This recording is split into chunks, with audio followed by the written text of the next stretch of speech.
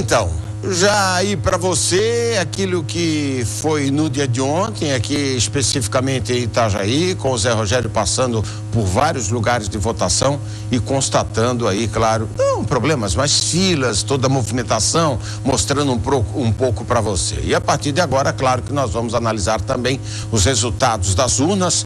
Para isso, eu tenho o prazer de receber aqui nos estúdios o cientista político, economista e professor da nossa Universidade do Vale do Itajaí, Univale, professor Eduardo Guerini. Muito obrigado pela presença. Já estamos aqui também com Denise Dolazio Baixo. Boa tarde, professor. Denise, boa tarde. Boa tarde. Já vamos fazer um relato, né, de como foi a eleição aqui em Itajaí, como é que o senhor avaliou, né, em termos gerais, assim mesmo, das pessoas irem, votarem, muita fila ou não, problemas? Bom, de modo geral, a eleição foi bastante tranquila, embora existisse filas, foi mais por uma certa incapacidade do eleitor levar a colinha, se antecipar e, ao mesmo tempo, saber onde que votaria. Tem muitos casos disso.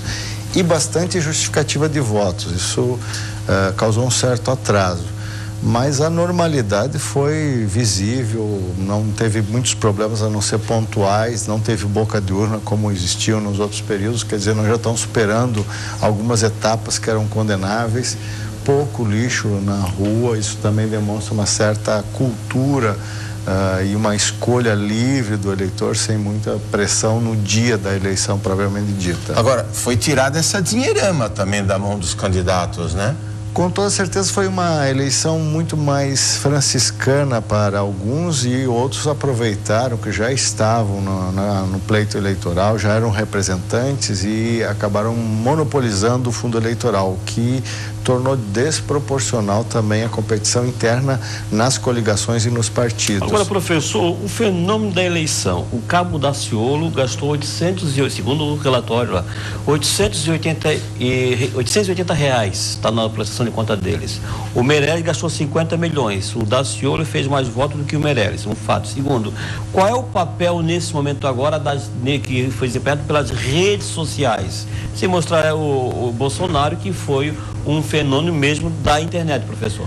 Com toda certeza, o que nós podemos dizer é que dois institutos visíveis na campanha eleitoral foram bastante questionáveis. Primeiro, o horário eleitoral gratuito. Eu acho que ele está... Sepultado já? Ele é um cadáver insepulto, mas objetivamente o horário eleitoral não serviu para definição de voto do eleitor. Segundo aspecto, as pesquisas eleitorais que têm que ser devidamente esclarecedoras e não indutoras de voto. E em Santa Catarina, obviamente, a onda Bolsonaro capitaneou esse resultado que fez do PSL um partido agora com representação, não só aqui em Santa Catarina, mas também no Brasil. Mas o Cabo Daciolo, ele é, vamos dizer assim, uma representação daquilo que o eleitor faz como protesto. Ele era caricato, ele necessariamente tinha uma leitura de realidade, não pode-se dizer que ele não tinha isso, e ele se contrapôs muitas vezes ao discurso hegemônico daquela polarização que nós vimos, ou tripolarização que nós vimos. Ele fez mais com menos, ou seja, em termos de eficiência eleitoral, o Cabo Daciolo, ele poderia dar uma lição ao Meirelles, ou seja, dinheiro não compra a eleição, tempo de TV não compra a eleição, porque o eleitor também está dando um recado para as estruturas tradicionais, ou seja, foi aterrador para lideranças políticas, não só de Santa Catarina, mas do Brasil, lideranças tradicionais de todos os grandes partidos que se viram agora fragmentados e se tornaram de partidos hegemônicos na Câmara dos Deputados e no Senado em partidos médios. Antes do... Vamos. Só para tentar... Vamos tentar fazer esse fenômeno das pesquisas, que é interessante. Nenhuma pesquisa que eu li, nenhum analista político que eu ouvi, que eu li e que eu vi, analisou o comandante Moisés. Nenhuma pesquisa aparecia Moisés. Esse voto do Moisés já existia ou foi decidido naquele momento, professor? Bom, de maneira geral, as pesquisas não conseguiram captar a onda que foi na última semana, mas eu diria que o Gelson Merizio, candidato do PSD, foi o grande estrategista dessa campanha, porque ele fez um círculo de fogo na campanha de Mauro Mariani, e quando ele declara apoio a Bolsonaro, ele expõe um candidato que não estava visível na rede, que era o comandante Moisés, que logo em seguida dizia: olha, eu sou o filho legítimo, o Gelson Merizio é o filho bastardo. Então, de modo geral, eu ouvi, inclusive, de uma pessoa do comitê dizendo o seguinte: o Gelson Merizio não faz movimentos arriscados sem ter um resultado previsível, e isso foi comprovado na eleição, embora ele achasse que isso garantiria mais força a ele, mas a própria estrutura da aliança, ela foi bastante conturbada, porque foi uma coligação feita pelo alto e não pelas bases. E agora é diferente no segundo turno? Com toda certeza, no segundo turno, o Gelson Merizio vai ter que se mostrar enquanto candidato ao governo do estado, que já esteve no governo, e as alianças que ele vai costurar serão alianças vinculadas aos seus opositores. O comandante Moisés já foi bem claro: nós queremos apoio, mas não queremos partidos. Então isso vai transformar a eleição num problema para Gelson Merizio no segundo turno. Talvez ele sofra mais uma surpresa, e é evidente que nós não podemos deixar de entender que eu afirmava já em julho que seria uma eleição imprevisível e incerta em todos os sentidos. O resultado nós estamos colhendo. As pesquisas erraram, mas também não dava para prever essa onda com tanta força, tanta intensidade, como nós vimos em Santa Catarina. Só para sintetizar, Santa Catarina foi o estado que teve a maior votação proporcional a Bolsonaro, mas isso não é algo novo, porque a Aécio Neves já tinha experimentado isso em 2014 e o próprio Collor, em 89, experimentou isso. Então, os catarinenses sempre dão um voto de rejeição. Só Santa Catarina e Roraima que está com o PSL no segundo turno. Só deixa essa tela ainda fora um pouquinho, porque eu quero fazer um outro comentário com o professor aqui, já que estamos falando do Merizio. Raimundo Colombo ficou fora, né? Quer dizer, como é que serão essas coligações agora? E quase o Jorginho não vai. E quase o Jorginho não vai. O Jorginho só foi porque fez a declaração também de apoio ao Bolsonaro, e ele foi bastante enfático na batida contra Paulo Bauer e contra o próprio Colombo. Ou seja, eles colocavam um candidato que estava fora dessa estrutura, apesar de ter sempre cargos no governo Colombo. Colombo, eu acho que foi resultado de dois problemas. Primeiro, da própria coligação, que eles tentaram forçar uma aliança em que o Merizio não seria o candidato, e segundo, pela herança que ele deixou ao governo do estado, ou seja, o Eduardo Moreira, do MDB, atual governador, ele tratou de provocar um impacto negativo na imagem de Agora é o seguinte: o Raimundo Colombo, ele não foi prejudicado a partir do momento que ele se une ao Esperidião Amin? Com toda certeza, porque Esperidião e Colombo foram inimigos durante praticamente os 8 anos de governo de Raimundo Colombo. E quando eles saem abraçados pedindo voto, isso fica bastante sugestivo. Quem é que traiu quem? E o eleitor se sentiu bastante desprezado, e o militante partidário das bases também se sentiu desprezado, porque foi um acordo de bastidores. Na madrugada, né? Na madrugada, ou seja, todo mundo já sabia que isso era uma pedra cantada e que a mim estava mais ou menos colocando o seu cacife eleitoral, que foi inclusive bastante questionável a eleição dele, porque ele chegou a 18%, ele estava em 30% nas pesquisas. 31%. O jovem Lucas Esmeraldino, com a onda Bolsonaro, quase derrubou Jorginho Melo e, obviamente, chegou próximo de Esperidião Amin. Quer dizer que o capital político dele está também sendo corroído nessa eleição. Eu não sei se eu tenho esse dado, Lima, mas o efeito Bolsonaro... o Moisés, ele venceu na região norte, em Joinville, venceu em Blumenau, venceu em Itajaí, se não me engano, não quero confirmar aqui, Criciúma, e eu acho que também em Florianópolis, não quero confirmar aqui. Quer dizer, essa onda, e venceu Mauro Mariani, 172 prefeituras que tinha. Essa onda foi uma onda Bolsonaro ou foi um voto de protesto ao modelo que está aí colocado aqui, professor?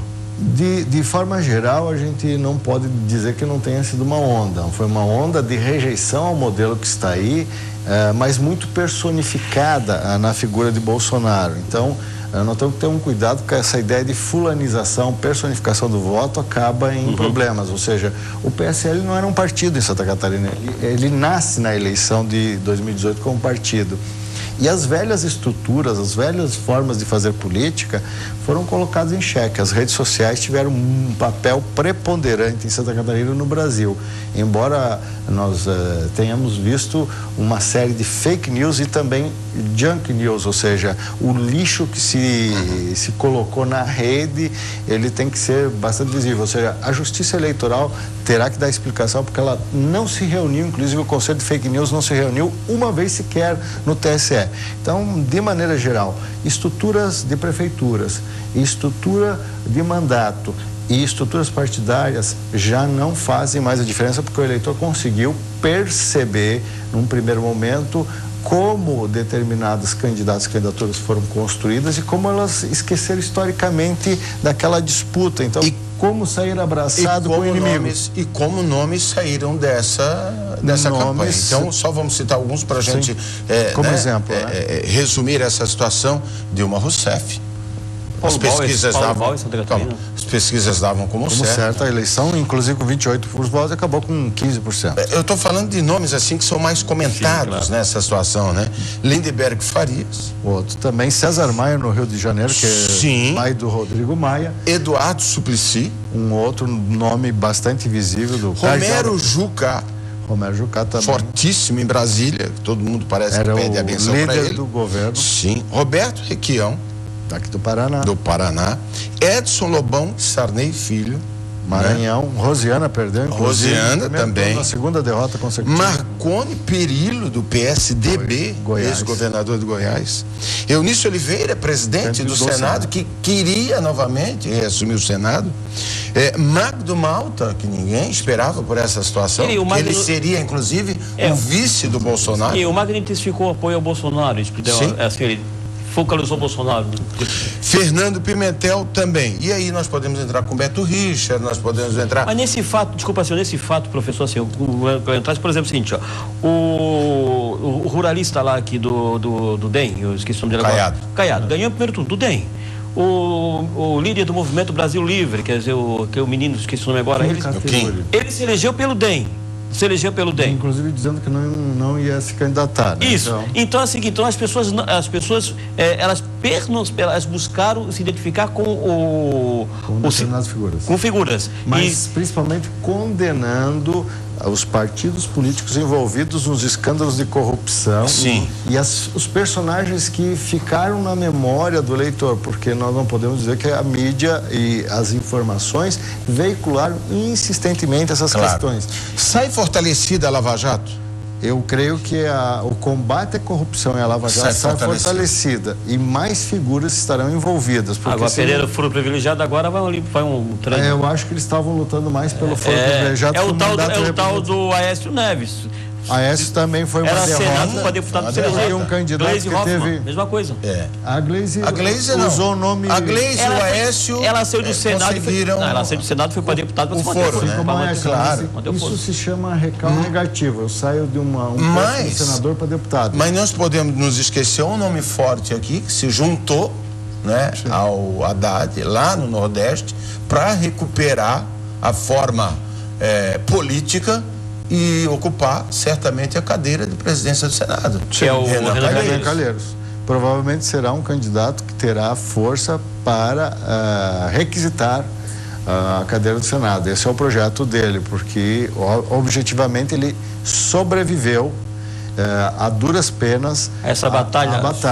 Algumas lideranças sobreviveram, mas inegavelmente o que se pode perceber é que o voto de rejeição às estruturas tradicionais está sendo dado, está sendo colocado nessa eleição e, ao mesmo tempo, como os partidos perderam densidade. Eu sei que o senhor não tem bola de cristal, né? Se tivesse bola de cristal, queria me passar os números da Mega Sena. Mas assim, ó, para o segundo turno agora, continua os votos que são de Bolsonaro ainda, os votos que são do PT, qual vai ser o diferencial desse processo? Denise, vamos fazer o seguinte, claro. Estou batendo um papo com o professor Guerini, ele que é cientista político, claro que a gente tem algumas outras informações para trazer aqui.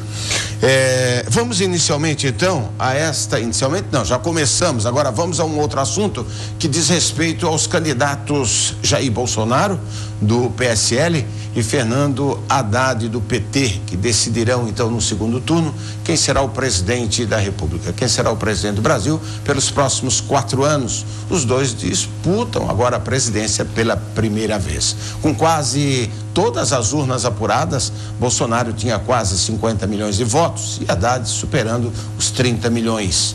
O terceiro colocado, Ciro Gomes, do PDT, somava pouco mais de 13 milhões. Vamos ver, portanto, na tela. Temos alguns dados aí. Põe pra gente, Rodrigo, por gentileza, já estas informações. Isso. A gente tem dificuldade de leitura aqui, mas aqui quem está em casa está vendo bem. Quem está em casa está vendo bem. Vamos nos basear em cima de toda essa situação, que o professor já está com pleno conhecimento, professor? Bom, em primeiro lugar, a pesquisa eleitoral para a presidência, ela fechou mais ou menos naquele patamar que estava sendo colocado, 48, 30 e 12 para Ciro Gomes. Em cima inclusive da pesquisa que saiu de boca de urna. Sim, em cima da pesquisa de boca de urna. Mas o que é visível, primeiro, Marina foi liquidificada, ela se transformou em submarina, né?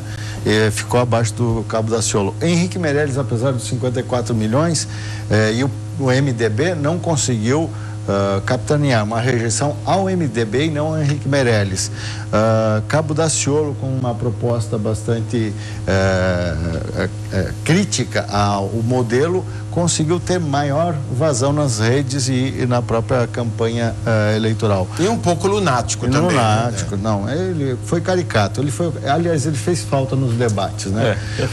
O João Amoedo, do Novo, fez uma campanha diferente, consegue construir um partido de forma bastante... 8 deputados federais e um colégio eleitoral como Minas Gerais, que levou disputar o governo agora no segundo turno. Sim.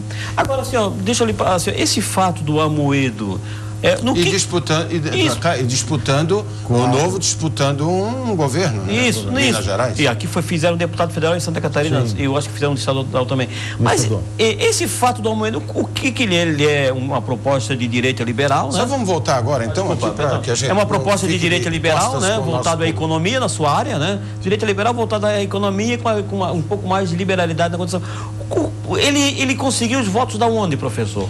Eu diria que se ele conseguiu os votos do liberal democrata esclarecido, essencialmente aquele que quer uma participação menor do Estado, mas principalmente aquele que não se aproveita do cargo público a ter benesses. Essa acho que foi a grande plataforma dele.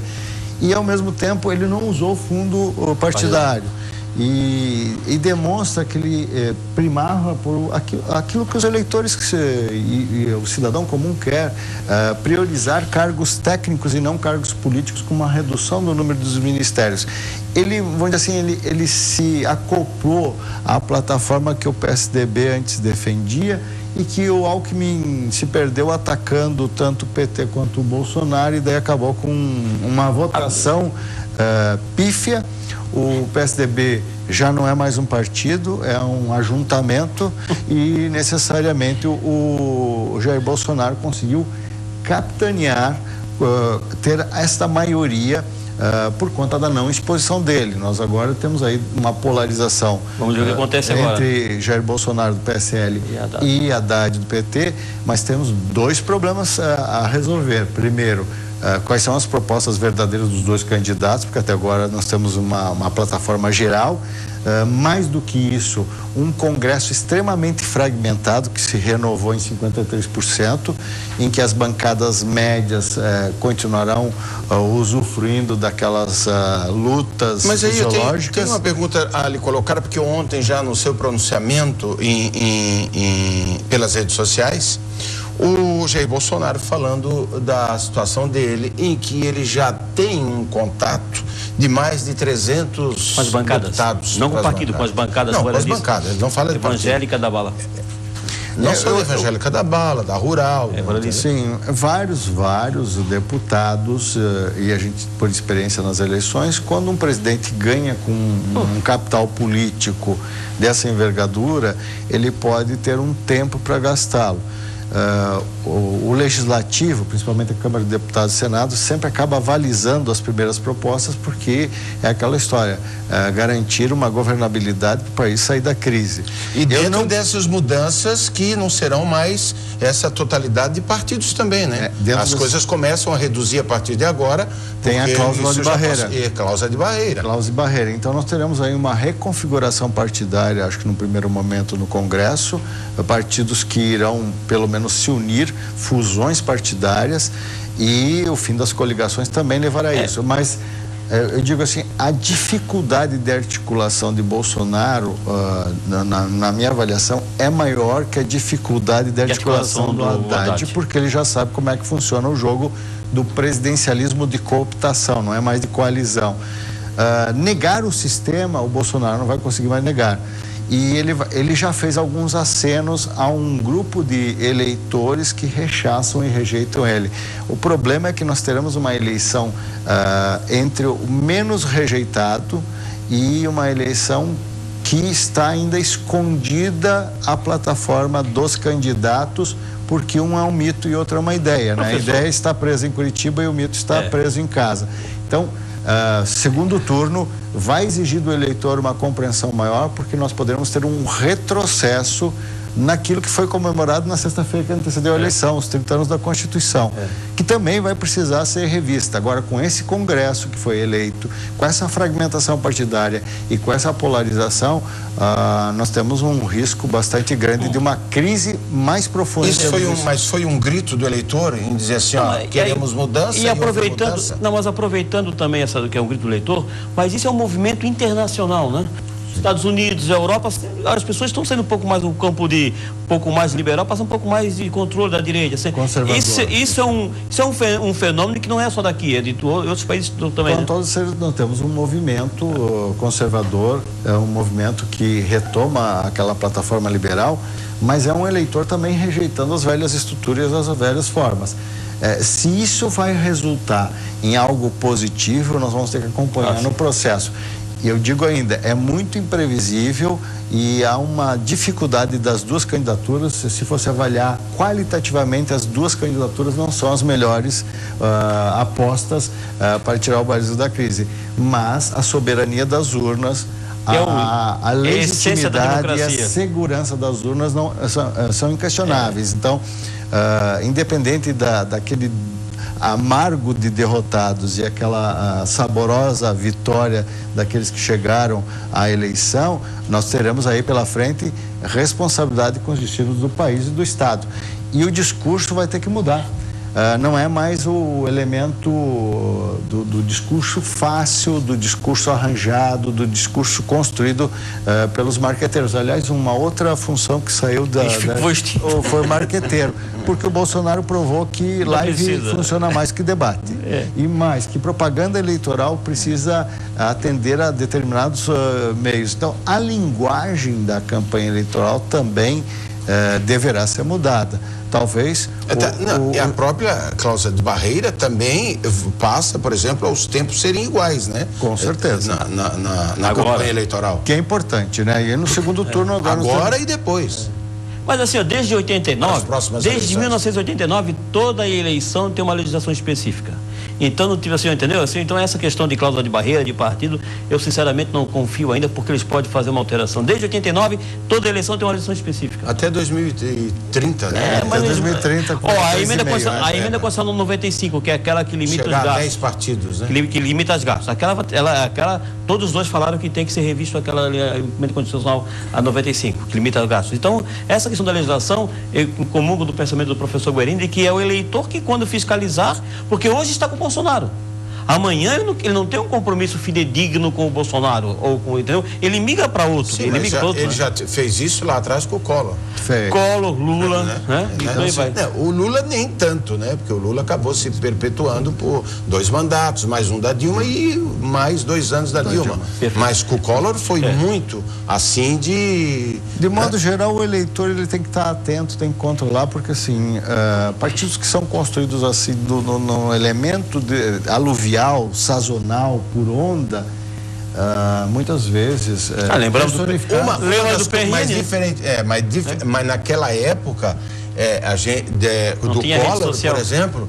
Exatamente. E outra, os acertos eram muito mais por debaixo do pano, onde ele criticava e batia de frente. Mas já estava acertado. Eles já sabiam que estava acertado. O Antônio Carlos Magalhães falava isso. O Sarney... Deixa ele bater que tá tudo acertado. Exatamente. E tal, né? Só para assim, finalizar, eu acho que esse é o momento em que o eleitor, respondendo essas questões, o eleitor ele vai repensar e nós teremos ainda uma certa polarização entre as duas candidaturas, com aumento dos votos nulos e brancos e rejeições. Que foram muitos, né? Se pudesse resumir a sua aula aqui agora, na sua aula, não está ainda decidido hoje é 8 de outubro, quem será o próximo presidente? Eu creio que ainda é muito imprevisível e eu acho que o Jair Bolsonaro e o PSL acreditavam na vitória em primeiro turno e isso vai arrefecer um pouco os ânimos. Da mesma forma, o Haddad acreditava que teria uma polarização mais consistente e ele sentiu, um jargão muito próximo de nós, um pialo na eleição que desnorteou, inclusive, os caciques, que vai ter que levar ele para muito longe de Curitiba e para longe do espectro de Lula. Mas que na realidade hoje, pela manhã, já se dirigiu a Curitiba. Se ele passar por Curitiba, ele vai perdendo voto. Hoje, já de manhã, a primeira reunião já era com Haddad Curitiba, tem que ser Haddad e não Lula. Exato. Assim como Bolsonaro tem que mostrar o que ele é. Que é o que certamente seus correligionários, que ele terá que deixar de lado para poder fazer, né, uniões, que não aceitarão essa situação de Curitiba. Em síntese, o Lula foi o grande derrotado e as estruturas partidárias tradicionais do MDB, PSDB e PT perderam nessa eleição. Agora, por outro lado, se o PT tivesse arquitetado de forma diferenciada, que não o Lula bater de frente com a candidatura dele e até mesmo com a indicação do Haddad, por exemplo, tivesse indicado um Ciro Gomes e que articulando esta situação específica, né, de união, não teria sido melhor? Com toda certeza e o PT sair de cena momentaneamente? Com toda certeza o Ciro Gomes ele poderia ser a terceira via que se falava na última semana da eleição. E óbvio que o Ciro Gomes ele foi traído pelo exclusivismo do Lula, pela ideia salvacionista do PT, e se tivesse uma geringonça brasileira como a portuguesa unindo PDT e PT com Ciro na cabeça, tirando essa ideia do PT de ser o único salvador, o único que se preocupa com a pobreza e etc., nós teríamos uma outra configuração e o Ciro demonstrava vencer no segundo turno com uma folga muito mais ampla, porque ele conseguiria dialogar com determinadas forças políticas que o PT não vai ter diálogo nesse segundo turno. E, inclusive, enfrentaria com mais altivez a tática de Bolsonaro nas redes sociais. No maior colégio eleitoral, que é São Paulo, tanto Dória quanto França declararam voto ao Bolsonaro. Esse é o dilema, né? O Ciro ele vai buscar o espólio da esquerda ali, ele não vai para o Bolsonaro agora, ele vai se manter um pouco mais próximo a Haddad. Não, né? Ontem já mas por isso ele vai deixar, vai ser o... Na verdade, o grupo vai ter o espólio da esquerda. Que não, em termos de partido, ele falou que ele não, né? Ele foi tangencialmente pessoal, né? Mais algum posicionamento? Não, vamos lembrar o professor, então, que é isso? Professor, muitíssimo obrigado por ter vindo aqui. Esperamos estar de volta aqui para os seus precisos comentários depois do segundo turno, um dia após o segundo turno. 29. Um forte abraço. Dia 29 de outubro. Dia 29 de outubro. Sim, 28 de outubro. Dia 29 de outubro. Tá? Dia 29 de outubro tá. E eu continuo lhe acompanhando pelas redes sociais. Com certeza, né? Ficamos à Tá bom? Além dele acompanhar... Esse aqui é efetivo. Além de acompanhar, ele reproduz, entendeu? Claro, não resta a menor dúvida, né? Esse aqui conhece de rede social. Não tem esse dúvida. Aqui e eu acho que é o que tá, né? É o campo de debate hoje. Não dá para se esquivar. Não dá. Alguns dizem, e aí quem sabe para uma próxima, que alguns dizem que o caminho ainda do voto será através da rede social. Não sou no comum do pensamento, mas é algo a se pensar. Professor, muito obrigado. Tá? Um abraço. Denilson permanece conosco.